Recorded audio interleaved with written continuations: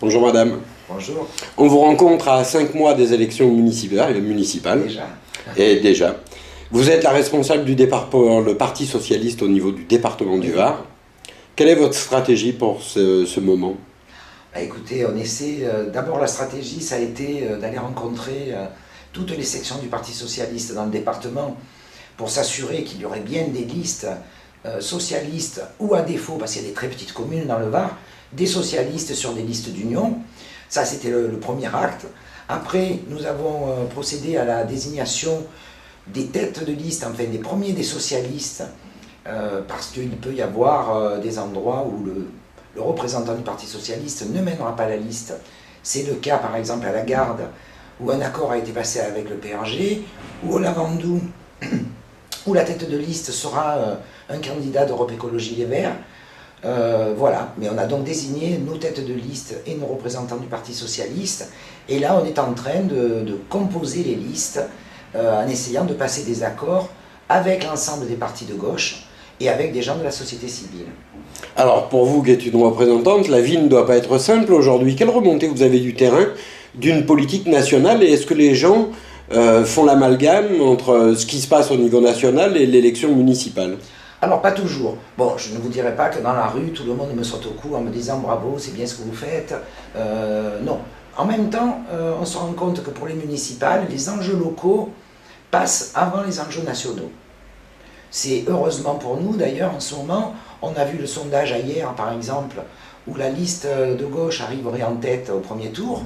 C'est quand même le signe que les gens s'intéressent à des programmes locaux, puisqu'ils en ont déjà parlé, ils ont fait pas mal de réunions, et ça a dû jouer dans le sondage. Après, évidemment qu'on a des remontées du terrain qui ne sont pas toujours très bonnes, mais moi je passe mon temps à expliquer aux camarades sur le terrain qu'il faut être très offensif, plus offensif que ce qu'on l'est. Et d'ailleurs, là je viens de partager sur Facebook un élément de discussion concernant l'écotaxe. Donc je voulais rappeler aux gens que l'écotaxe a été voté sous Sarkozy, que le décret d'application a été passé le 6 mai, c'est-à-dire avant que nous soyons au pouvoir, que la majorité de droite a passé un contrat avec une société pour installer des portiques pour faire payer cette écotaxe, et que si jamais on revient complètement sur l'écotaxe, on sera obligé de donner 800 millions d'euros à la société avec laquelle la droite a passé un contrat. Donc voilà, il ne faut pas que la droite la ramène trop sur l'histoire de l'écotaxe. Bon, à 5 mois des élections, on vous sent plutôt remonté hein, sur... Donc je pense qu'on a des arguments et que maintenant il faut qu'on les développe.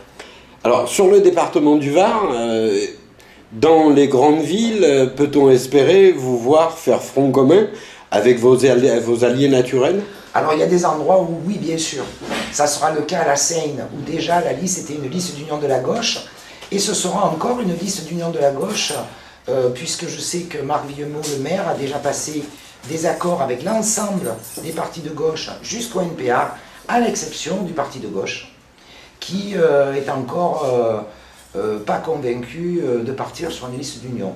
Le parti de gauche qui, vous le savez sans doute, fera une liste autonome à Toulon par exemple, où il peut y avoir des accords avec des autres partis de gauche, mais pas avec celui-là. Une dernière question, si vous le permettez. Quelle leçon tirez-vous du dernier scrutin à Brignoles, qui était lui une cantonale, mais les 52% d'abstention, ça ne vous inquiète pas? Alors, bien sûr, ça nous inquiète, les 52% d'abstention. En même temps, c'est la troisième fois qu'on demandait aux gens d'aller voter pour une élection cantonale.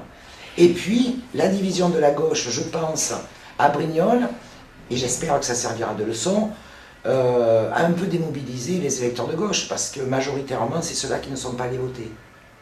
Bon, alors il nous reste à vous souhaiter bon courage, et puis dans les 5 prochains mois, on viendra vous revoir régulièrement pour prendre la température. Merci beaucoup. Merci à vous.